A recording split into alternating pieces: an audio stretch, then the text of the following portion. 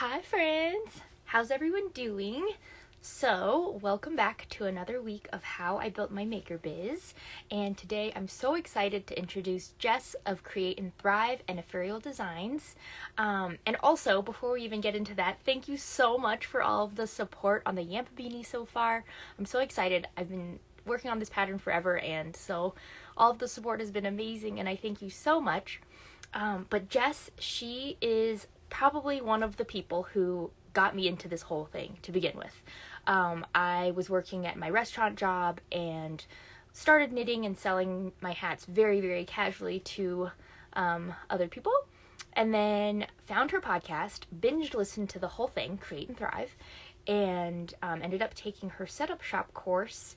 And here I am now. So I'm going to let her in and we'll talk all about her biz and her journey and everything like that. And if you didn't hear podcast today, so go listen to that too. All right.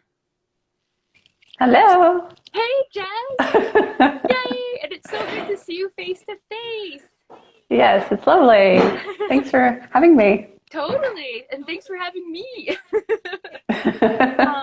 So I kind of gave a very brief, minor introduction, but you have all the things going on. So if you could introduce yourself in your own words to everyone.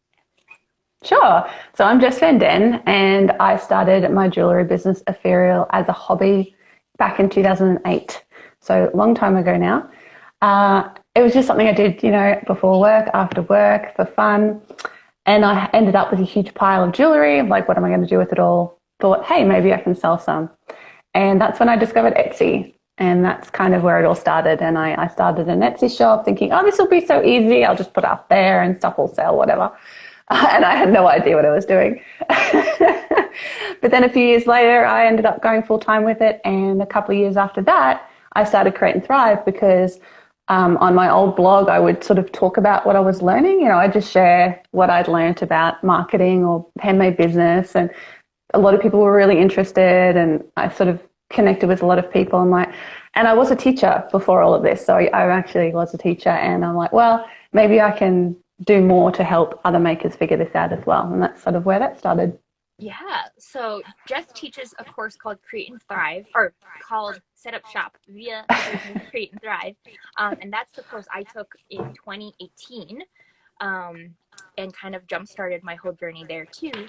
But anyway, so talk to us about how you kind of, I know you started Epheriell and you were doing that and then you started Create and Thrive, Mm-hmm. but was there a moment when you kind of were like, okay, I need to split these two businesses? Yeah. So they had, I think it was like 20 in 2012, I actually ran my very first e-course, and that's before I did Create and Thrive. And it was fun, but I just sort of I was struggling with the marketing, like sort of the two things. I felt like I wasn't giving either one enough sort of focus. And so I decided to split them into two different businesses because they have very different audiences and target markets. So, actually before all of this, at this same time in 2012, I'd actually been running a little magazine for a couple of years that I started called Bespoke. So just an independent zine that actual print magazine that I would make and send out. And it was all about the handmade community. And I was kind of like, okay, I've got those two things going on. I kind of want to start this third thing, but I can't do three things. So, well, I could, but I do nothing else. So I decided to sell Bespoke, which I did, and start Create and Thrive, just to sort of, so I could really focus on the teaching part of it and do it as its own thing, separate to the jewelry. Mm-hmm. So yeah, it was. I did a lot of thinking about that decision before I decided to split it, but I'm really glad I did. It was the right decision. Totally. Yeah, I think that's kind of a big struggle that a lot of makers have, right? Because I think I talked about this a little on, your podcast, where it's like, I want to sell finished products, but also the community of fellow makers is so amazing. Mm-hmm. And like, that's the part that you want to connect with. So for you, was that decision more from Because for your jewelry, was there like a Mm. community of jewelers surrounding you too in that sense? Yeah, to a certain extent there was, but it was definitely that overlap, the jeweler maker sort of thing.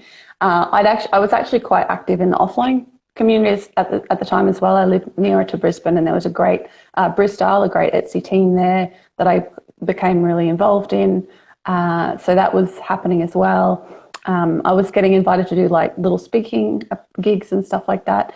So yeah, it was. I still have like a lot of my maker people still follow me on my jewelry account as well, but I also have a lot of customers and potential customers who follow me over there, and most of my maker friends, now follow me on Create and Thrive. I also, before all of this, I only had one Instagram account, which was my personal one, and it's when I split the two businesses that I actually created the Epheriell account and the Create and Thrive account, and that's kind of what I focus on now rather than my personal account. Yeah. So how does that work for you? Because that's a lot to manage, right? Like Instagram could be a lot. Yeah. How do you navigate or how do you compartmentalize your time and like how do you manage having all of those different things?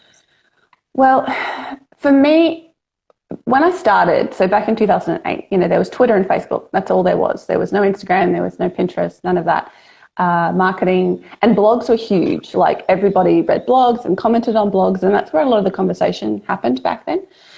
So things have changed a lot, and my focus with my marketing is not social media anymore, really. Like I do still spend some time on it, like especially with Create and Thrive. I usually post once or twice a week, what I've been doing. Epheriell, I don't post that often because my goal and my focus with my marketing for Epheriell is SEO and Pinterest more than anything else. So I really, that's when the vast majority of my traffic comes from. Also some PR, so being featured on other platforms, other blogs and things like that. For Create and Thrive, my focus is really my YouTube channel and the podcast because that's where most of my audience finds me. And then they come and get on my mailing list, and that's my main marketing channel is my mailing list. So these days for me, social media is kind of just an additional thing. It's not my main marketing channel, which makes it a little bit easier because I'm not trying to be on and engaging with people every single day on two Instagram accounts because that would be a lot of work. And I sort of fluctuate with that. Sometimes I really enjoy it and I'm really into it for a little while, and then I won't spend as much time on it for a while. But I can do that because it's not my main focus. Like I can't do that with my podcast and my YouTube channel and, SEO. Those other things I have to make sure I'm doing them consistently because they are where people are finding me. Mm-hmm. Was that a conscious decision then to not focus on Instagram, or is it did it just grow that way because Instagram wasn't even a thing when you started, Yeah. right? Yeah, it was a bit of an evolution, really. It was just kind of following what I enjoyed doing and also, what was working. So looking at those two things, and it's going to be different for everybody. Like what sort of platforms, marketing, methods and platforms do you enjoy the most? And where are your people? Like, where are they finding you? Where are they more likely to be hanging out? And that's kind of how it happened as an evolution. Definitely, and it's never a finished thing. Like I'll still every few months, I'll just think about, should I put more effort into Facebook? Should I put more effort into Instagram?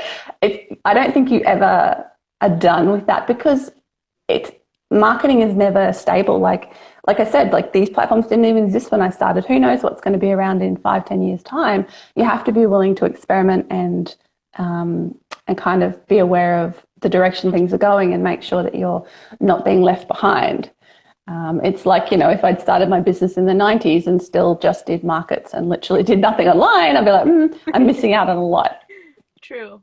Yeah, and I think the biggest takeaway for me from listening to podcasts like yours and whatever else is, choose the platforms that you want to focus on instead of trying to do all of them, because otherwise you'll do all of them poor, mediocre maybe. But if you only choose one or two that really, A, you can find your people on, and B, that you personally love, then it just kind of makes it work better, I guess.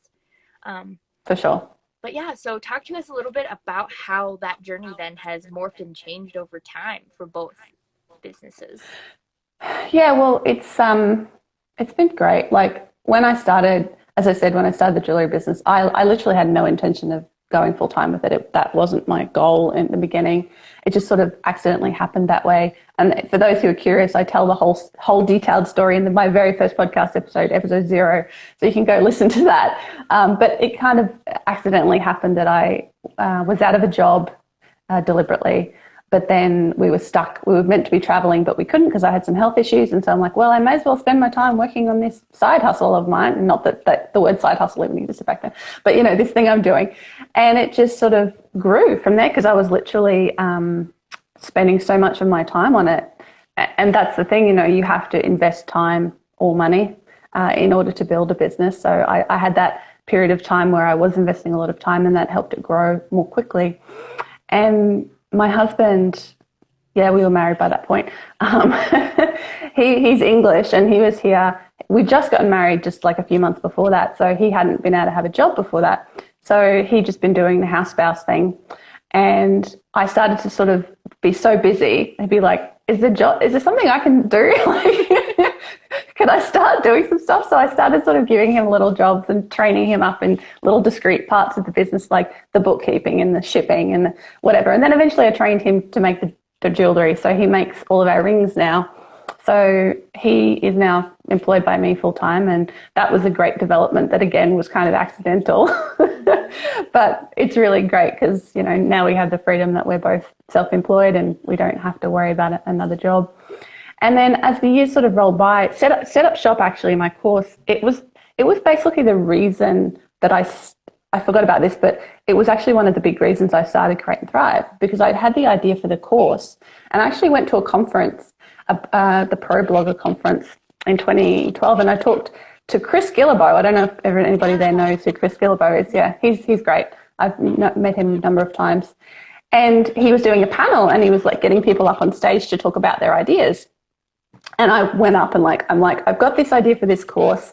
There's this old course I've been doing, but there's this new course I kind of want to do. Which way should I go? And I explained what they were, and everybody was like, do the new one. Like, start the new thing, do the new one. And I'm like, okay. So I started Create and Thrive, launched Set Up Shop, and it went from there. And then I launched kind of a couple of e-courses and self-study courses that I actually worked with other people to create because, you know, I got people who are experts in those particular areas. And then in 2015, I was sort of looking ahead, like what, you know, the jewelry business was ticking along really nicely. You know, we were getting consistent sales there for many years by that point. And so we just kind of kept doing what we were doing. Because I'd been running the jewelry business for like 7 years by this point at 2015, we had a huge amount of stock, you know, designs and stuff. And so I was spending a lot less time on that business because, you know, I didn't have to consistently make new products and that sort of thing, because by that time our market had shifted kind of, again, following what people wanted, but also what we enjoyed making. And by that point, our specialty was wedding rings. And of course, most people only buy one. So our focus was not repeat customers, not getting repeat customers coming back, although we do have a decent amount of those for like earrings and other parts of our jewelry. But the main part of our market was wedding ring customers. And so the focus was really getting new people in. And that's why, you know, getting PR and getting SEO and things like that was the main driving factor, and Pinterest as well was the main driving factor to get new people to find us. So that was ticking along nicely. And I'd started the podcast the year before in 2014, and I was like, what can I do next? And what I really wanted to do was create a membership community to get kind of that recurring income, the recurring revenue aspect of that was really appealing, because every other part of our business obviously is just one-off sales. You know, you never quite know when they're going to come. And so that's when I started the Thriver Circle, and that was definitely the best business decision I ever made, and I just absolutely love it. And so that's been 5-6 years now that I've been running that as well. So having kind of those multiple streams of income has been really important to just the stability of our income over time. And I think it behooves any business owner to have those sort of a couple of streams of income, so that, again, COVID, you know, it's damaged a lot of us. And just that's been really good to know that, you know, if one sort of stream of income has an issue, then you've got a few others there. Right. Well, and I think, you know, especially in COVID, I've seen a lot of maker friends even like start expanding their repertoire almost. Like most people, I think, kind of like me, if you're a knitter or crocheter, start off selling finished products because you just like to do the thing.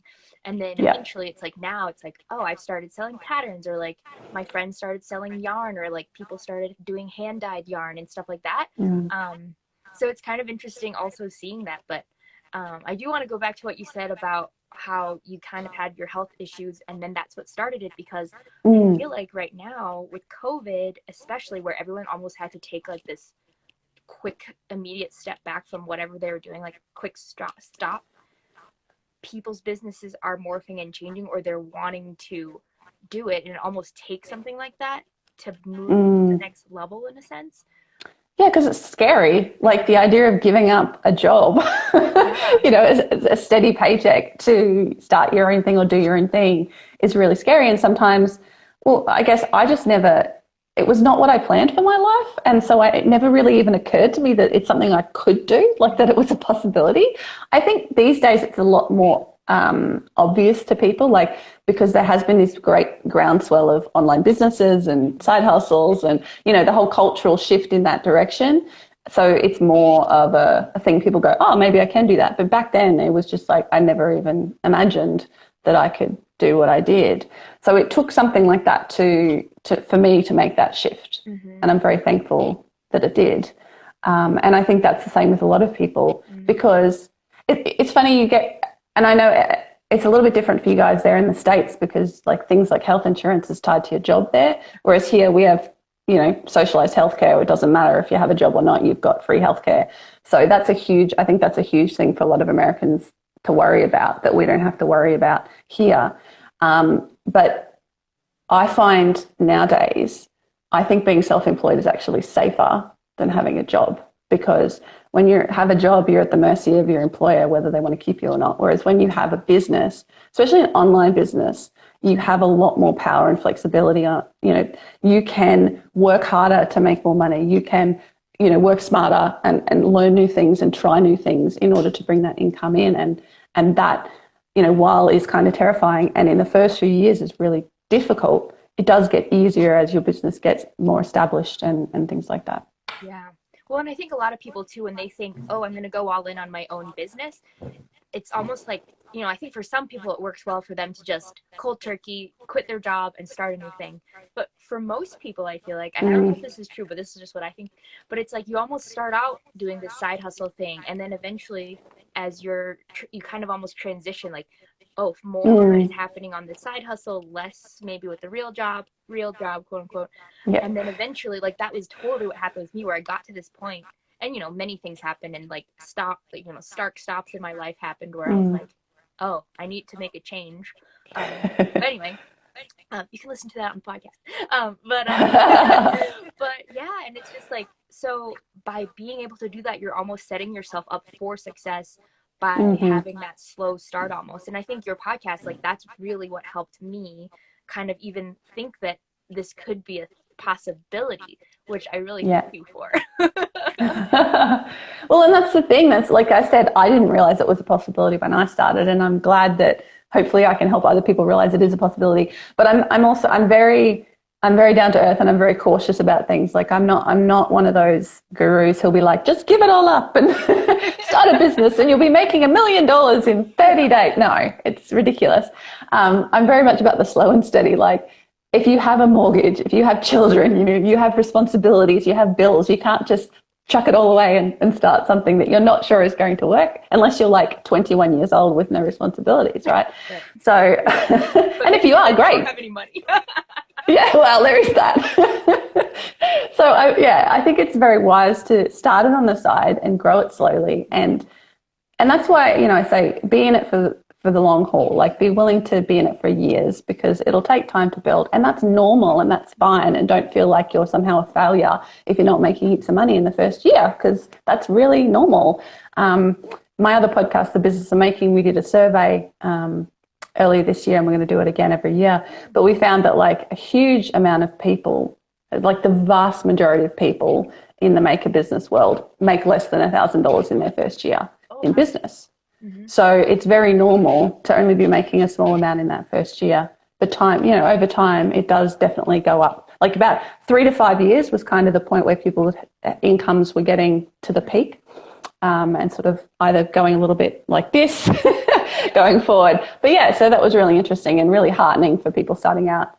Well, in that, if you're trying to make $1 million from a handmade business, you're probably not going to do it overnight. Right. But, you can give it time. Well, and I think it's interesting too because, for that first couple years, I think most people are very much a side hustle. So it also, and I think that, we talk about this a lot about social media where it is a facade, not a facade, but it's like it's an inaccurate view of what someone's doing because it's a highlight reel. It's a highlight reel. And, who knows, maybe this person is spending only 1 hour a day working on their stuff versus another person that's everything that they're doing or whatever. So it's really hard to, like, I don't know, I was like, people shouldn't beat themselves up for whatever growth or whatever because it's, everyone's story is different and whatever anyone is putting into it is different. Absolutely.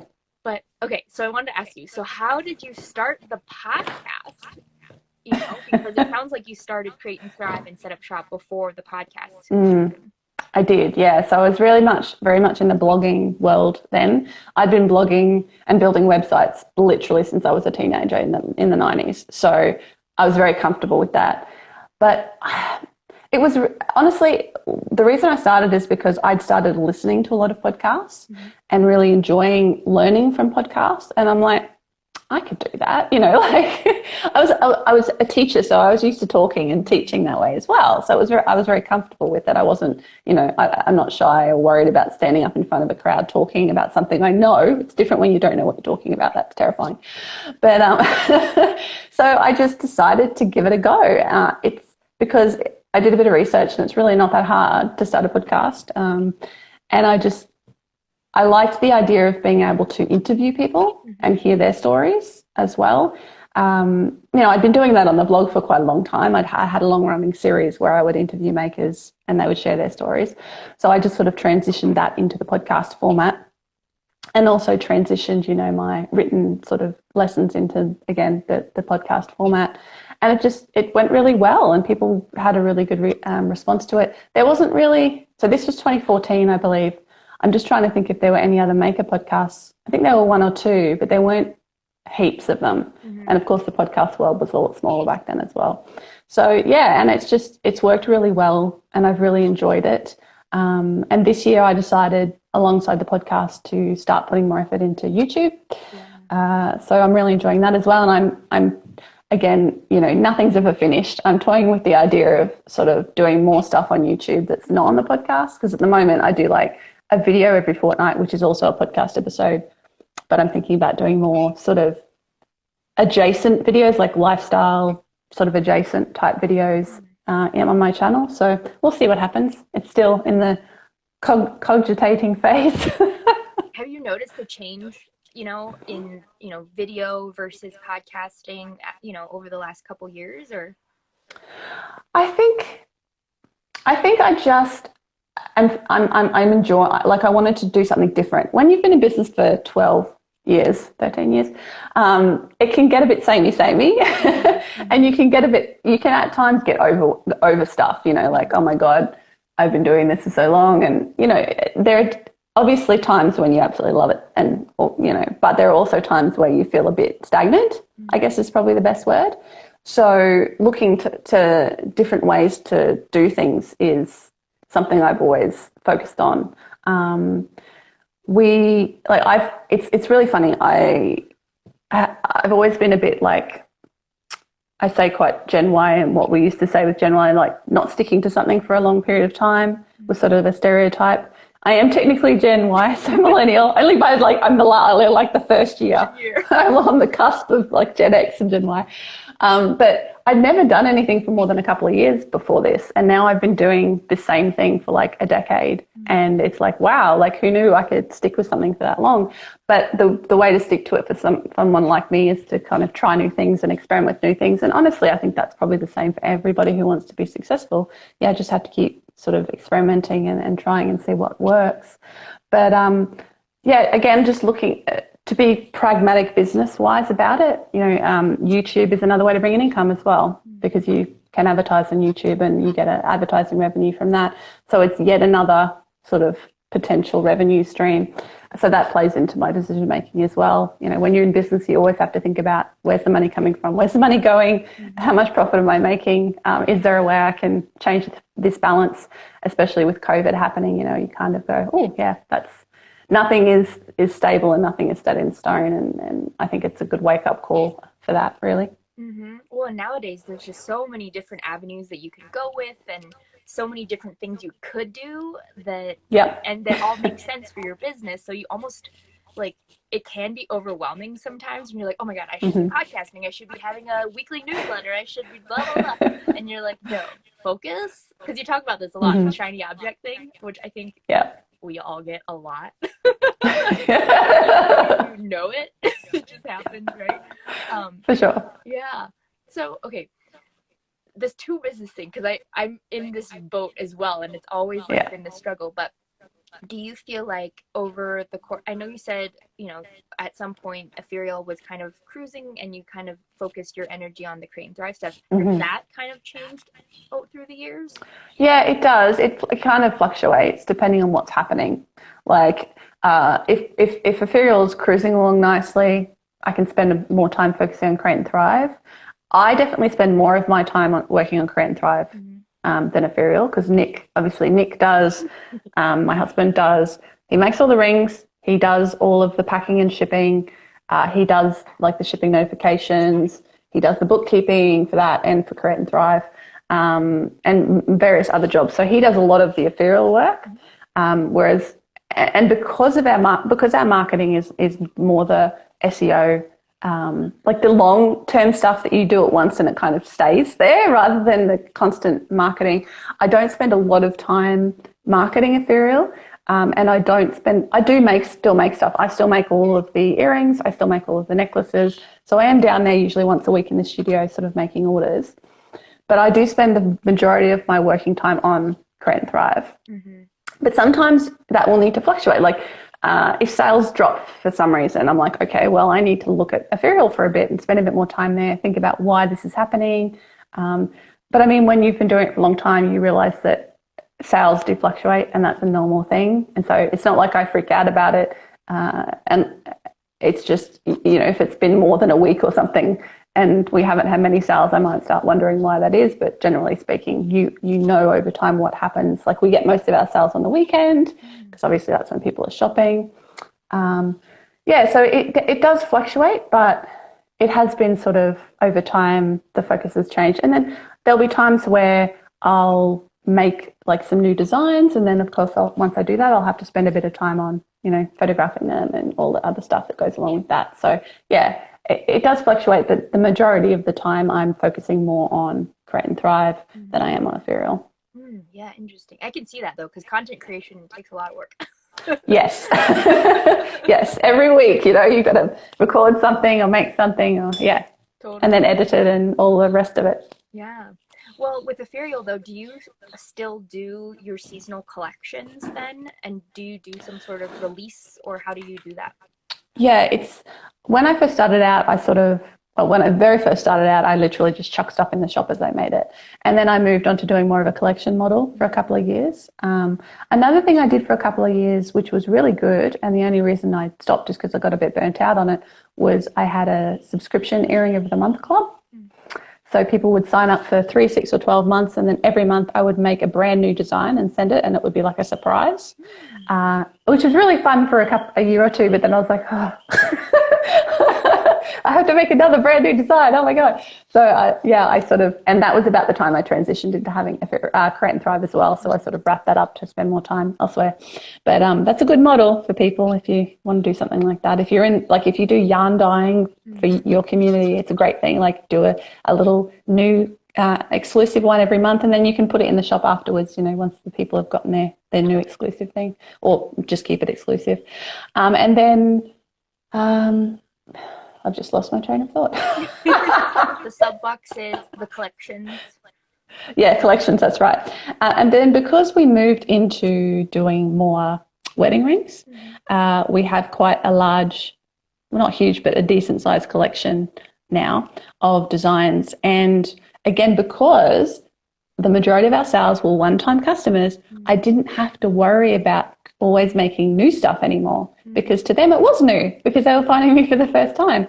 So I spend a lot less time now, probably maybe usually once or twice a year I might release a small collection of new designs, but it's pretty rare now because it's not necessary with our business model to do regular releases of new designs. Right, because your bread and butter is wedding rings. Exactly. Right. So then, like, I guess for both businesses, then jewelry and Create and Thrive, what kind of inspires creation of new stuff for you? It's okay. So I'm at the point with both businesses where creation and inspiration is deliberate. So I think when I first started out, it was also new and shiny and exciting that you got ideas just coming at you from all directions, right? But when you've been doing it for a long time, you have to make the time to be creative, because you're so busy running the business and doing all the other stuff that if you don't actually deliberately make time to be creative, chances are it might not happen. So if I want to design new stuff for Epheriell, I literally go sit down with my sketchbook and think about my materials, think about the designs I've already done. And I usually start with a tweak on something I've already done. Like I try to say, okay, well, how could I tweak this a little bit? How could I do this in another way? Like most of my earrings, so like the ones I'm wearing now, I've got a huge collection of these sort of style of earrings, and they're all made with 4 inches of 1mm wire. And so I literally sit down and go, what other shapes can I make with 4 inches of 1mm wire to add to that collection, right? And sometimes inspiration will come when I'm out and about, and I'll see a shape or I'll see something and I'll be like, that'd be really cool. And then I'll go home and sketch it, or I'll make a note or something. Now for Create and Thrive, it's exactly the same. I literally sit down, like I did at the end of last year. I actually took a month off from content creation because I really wanted to focus on coming up with new ideas. And I just found that when I was kind of in the day-to-day of, finding people to interview, recording stuff, editing stuff, marketing the podcast, I just wasn't getting the time. I wasn't getting the creation done enough. So I deliberately set aside time, and I spent a couple of days literally brainstorming everything. I looked back on the content I'd done previously, like how can I revamp that like I've done this 5 years ago, do I need to redo that? How can I break down this idea into multiple different sub-ideas of content? So yeah, it's very much a deliberate thing, creation for me these days. It's just something you sit down and do. And I think that's a really important lesson to learn as a creative, that it's not, and I think you hear this a lot if you're a writer or if you're in the writing community. It's very much like, you can't wait for inspiration to strike. You just need to sit down at the keyboard and start typing. And it's sort of the same idea. You need to sit down with a sketchbook and start sketching, or sit down and start brainstorming. And that's where you'll get ideas coming out, because you are focused on the act of creation, and your brain is focused on making those connections that they might not have done just accidentally when you're not really thinking about it. Yeah, that's interesting, because for me right now, I think, myself and a lot of my peers are relatively new to the game. So for us, it's like almost like, instead of trying not to get burned out by having too many ideas, so it's almost like if I have something, write it down and then move on and do what I need to do, and then write stuff when I feel it, don't when I'm not feeling it or whatever. But like for you, having been in it for so long, it's like, how do you like maintain like a structure and not getting bogged down in the day? I guess. Yeah, and it can be really difficult, and definitely having habits and routines and systems is really important for that. And actually planning your creation into your life. Like in the Thriver Circle, I'm sure I talk about this idea of having a planning day once a month, where you literally you literally put all other work aside and you just sit down and plan and think and create and brainstorm and think about where you want your business to go, what you want to be doing next. That's really powerful, because it gives you the space to do that sort of long-term thinking that you often don't get in the day-to-day because you are bogged down in the details. But if you don't do that long-term thinking, you won't make concerted progress in the direction. I mean, you will probably make progress and you might still become successful, but are you doing it in the right way? Are you missing opportunities that you would have had otherwise? There's lots of reasons to sort of sit down and do that long-term thinking. And yeah, so I mean, I used to work ridiculous hours, like when I first started. The first year full time, that's all I was doing, and it was very unhealthy. And I had to learn how to manage my time better and put systems and processes in place. And nowadays, I don't really have to think too much about what I'm doing every day, because every week is kind of the same thing. Like, you know, I have on certain days I do certain jobs. Every week there's certain things I have to get done. And I now work like 4 or 5 hours a day, 4 days a week. That's amazing. So, yeah. Yeah. So then on that end of the spectrum, how do you maintain like an enthusiasm for your work and like that kind of thing? Yeah, well, I think for me, it really comes down to my students and my customers. You know, hearing from happy customers in my jewelry business, it just is the best thing ever, you know. And every time you hear from a happy customer, you get that boost, like I'm doing something that people are really enjoying. I'll just have a drink of water. Please do. Not used to talking so much. I just talk to Nick and my cats most of the time. Listening. Yeah. And then same thing with Create and Thrive. Like, it's seeing how my students are doing, and that's what keeps me going, really. Because, you know, there are times where you can feel burnt out. You can feel like you're lacking inspiration, you know, when you've been doing the same thing for so many years. But when you sort of connect with your why, you know, why, the reasons you're doing it, the reason, my biggest why is like freedom. That's why I love doing what I do, is having the freedom I do to design my life the way I want it, spend my time doing exactly what I want. Nobody's telling me what to do. And that's brilliant, and I wouldn't have it any other way. But also, you know, that sort of service element comes into it as well. That the impact you're having on other people can be incredibly motivating, because you see that all of this work you're putting out there and all of the things you're doing in the world, it actually has an impact. And I think that's what really keeps me going when I might feel out of ideas or burnt out, or like I often make the joke, like when you're sitting down and making the same ring for the 1,000th time, you're like, you can feel a bit burnt out on it, but you're like, well, for the person I'm making it for, it's the only one, you know, so it's still special and unique, even though it's the same design I've made over and over again. And also always thinking about, if I wasn't doing this, what else would I be doing? That's a really good kick in the pants. Like, I'd be like, if I wasn't doing this, what would I be doing? I'd have to go back to teaching. No. I don't want to do that. So, you know.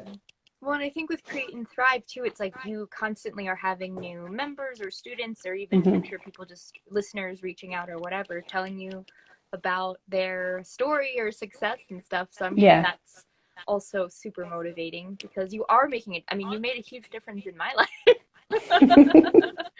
So yeah, very grateful for that.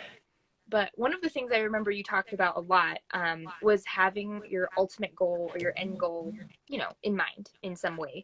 So for you, I remember you saying, like, you don't want to hire a bunch of staff and like do this big growing company and things like that. And that was a huge takeaway for me, because I was just, you know, a lot of the business podcasts out there are always talking about growth and how to scale and all this stuff. And it can be very overwhelming. And if you want to be that, it's great. But if you don't, so kind of that, I guess, ties back into your why. But how did you come to that conclusion?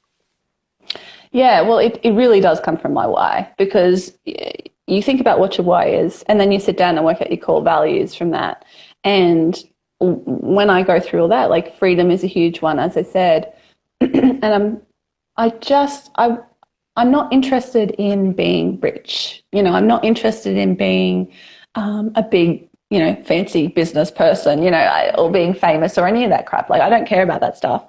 I care about having the freedom to, you know, stay in bed for an hour in the morning and then get up and do my workout and have my lunch with my husband every day, and then go to the beach in the afternoon if it's a nice day, and go for hikes on the weekend, and work a 4-hour week, which I've only just started in the last few months, but it's been brilliant, and to do what I want with my life and actually have the impact I want with my life. And sure, I could have become one of those businesses that hired heaps of makers for me and grew my jewelry business. Same with Create and Thrive. Like, I could have gone in a very different direction with that. I could have been someone who charged thousands of dollars for a course, or hired heaps of assistants and stuff like that. But it's just, I don't want to spend the time managing people. I don't want to be responsible for other people's livelihoods, because that constrains your freedom. If I had someone working for me here at home in the studio, I couldn't just shut the shop for 3 months and go overseas like we have done in the past numerous times. So it's all about deciding what you want your life to look like your life in a larger sense, but literally your everyday. What do you want your days to look like? And what are your goals? Like, for me, we have a beautiful home. We have enough money in the bank. We're earning enough to save money and, like a nice living. And that's all I really care about, because I prefer to have the free time rather than the money. Yeah, I feel that. So that's the motivation for me, I agree so much. Well, we have a question. How much is your course? And sorry if you talked about that already, but yeah, what you want to just... Oh, I missed that. Now? We'll talk about it at the end too, but... Yeah, sure. So it's set up shop. It's a 30-day course. It's only 85 Australian dollars, which is about 62 American dollars. So it's deliberately very, very affordable. And that's a very deliberate choice on my part. I've always kept it affordable because I want to help as many people as possible to set up that online shop. So, yeah. Yeah. Well, okay, so we'll go back to that in a sec, but I think you might have already answered this, but then what would be for you your reason for, or not your, but your definition of success? My definition of success is to have the freedom to wake up every day and do what I want with my life. That's really what it comes down to. Yeah. So, yeah. I think we all want that, right? I hope so. So then for your business, especially throughout the years, what have been your biggest failures or struggles or roadblocks that you've overcome? So a lot. I remember, I think an important one is when especially in the first probably 4 or 5 years of Epheriell, I made a lot of designs that completely tanked and that nobody was interested in. And if I'd let that stop me, I wouldn't be where I am today. So I just kept going and kept trying new things and making new things. So I think it's important for makers to be aware that, yeah, you might make stuff that's just a bit blah.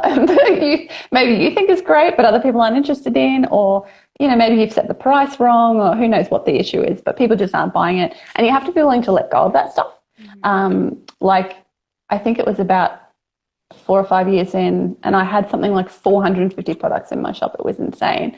But only, 10% of that was selling regularly. And I'm kind of like, I have to do something about this. There's just all these old designs sitting there that people just aren't interested in, and they're cluttering up my shop, and it's making it harder for people to see the good stuff, that people are obviously interested in. So I canned about 2/3 of my designs and just got rid of them, which was terrifying. But it was the best thing I could have done, because it actually it solidified my brand much more, because I was like, what do I want my brand to be? Because first few years I really had no real idea about branding. I was just kind of just making stuff and all the things I wish I'd learned earlier, what I tell other people.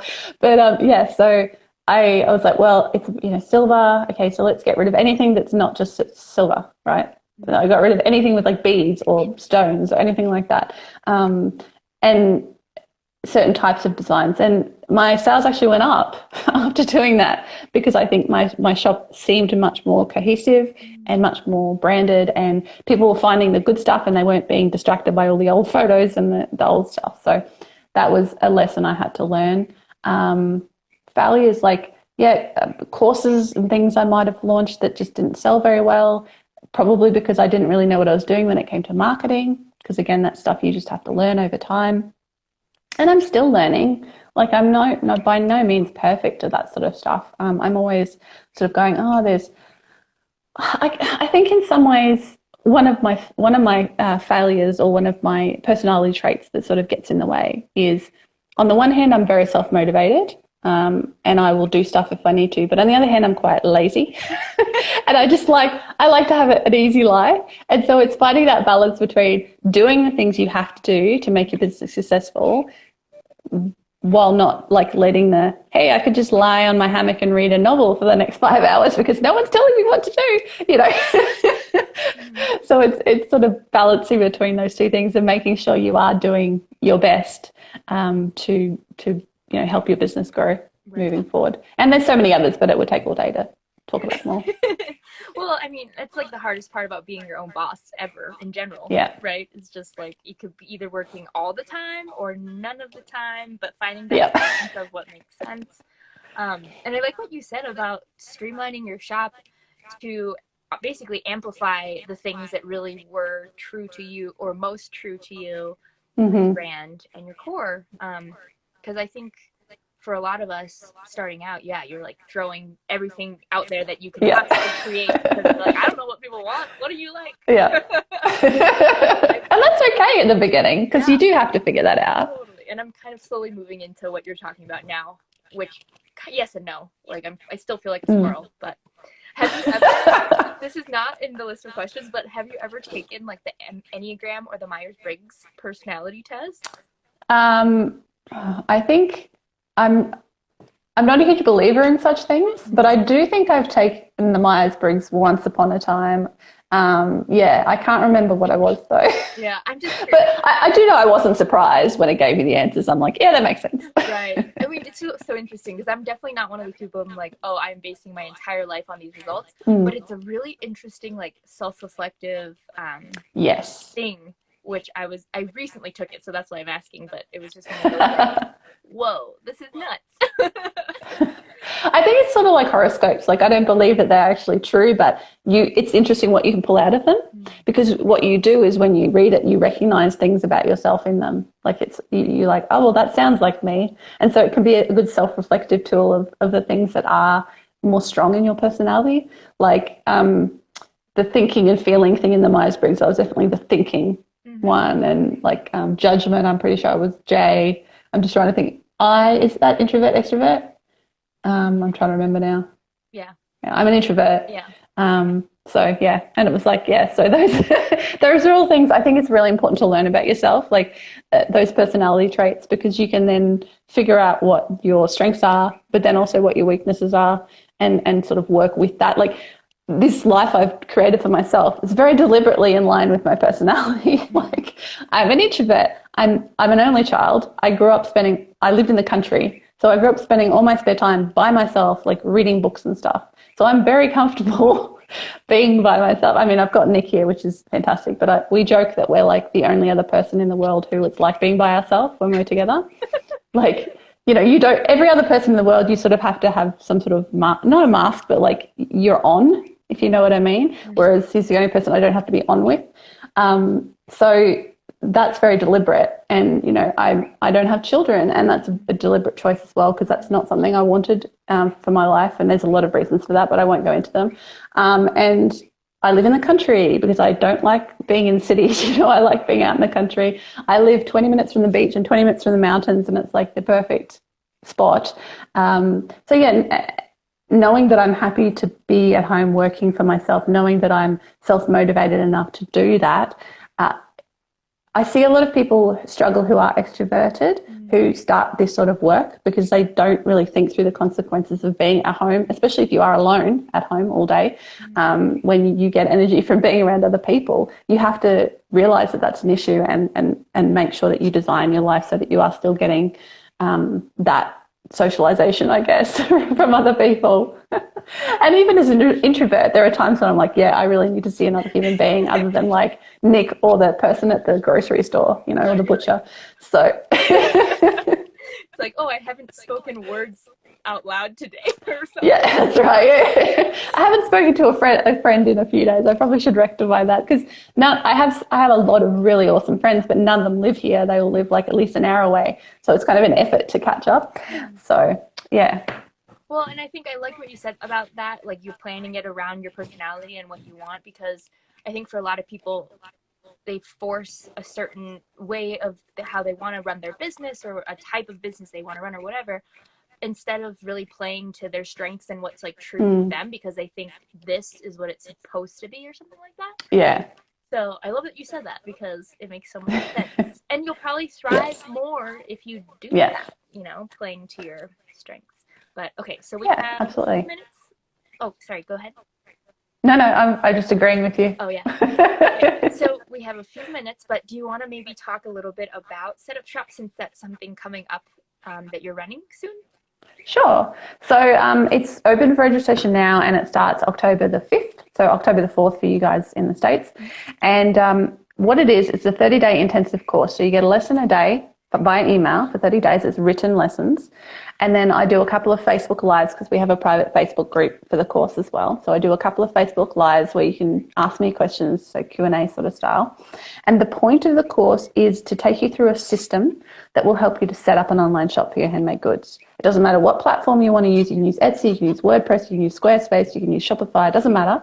It's not about the tech side. It's about everything else. So, you know, we start with like your why and your reasons for doing things. And then we go through, you know, photography, your listing descriptions, your titles, your shipping, like all of the things you need to think about and get like your ducks in a row in order to have a successful shop set up. So a lot of people take it when they're setting up for the first time. And I actually, over the years, I've been quite surprised, because an awful lot of people take the course who already have a shop but just want to sort of revamp or check that everything is good. You know, things might not be working properly, or you're like, have I done this right or not? And so it's a chance to kind of go through everything step by step in a sequential order that makes sense, rather than just sort of leaping to bits and you're not quite sure if you missed something. And then by the end of the 30 days, you will be ready to roll. And as I said, it's quite affordable. And you can come back and do the course as many times as you want as well. Every time I run it live, you can just use your lessons and come back and work through the course again with the new cohort of students. So I do often have students come back and sort of, I just want to refresh things and I'm going to come work through it again with you all. So it's just a nice opportunity to work with me, but also sort of learn from other people, because there's a lot of people still in the Facebook group who've done the course in the past, and they'll often pop up and give you advice as well. Mm-hmm. Well, and I think too, the cool thing is, even if you've been kind of cruising along for a while or in a rut or something, it's almost like having that step-by-step sequential thing, you know. And I did it as a newbie, but it really jump-started everything for me, because I liked that they're very manageable lessons, and then you build on them. So it's kind of like, you know, what's next. And for, you know, with the branding workbook thing that I just released, that course was really what jump-started my interest in branding and kind of my newfound passion for branding, I guess. I remember you're like really focused on that. Well, because of that one, it was like one prompt that I think the question, you know, there's a few questions about brand, like, you know, asking yourself what your brand is, kind of. And that is stuff that I had never thought about before. Like, I have a science background, like, you know, that kind of stuff. And I was just like, this is so fascinating. But anyway, I loved it. So if anyone's interested in taking the course, I think I recommend it. Yeah, well, the link's in my profile, so you can go check it out there. And your branding workbook's really great too, so congrats on that. Oh, thank you.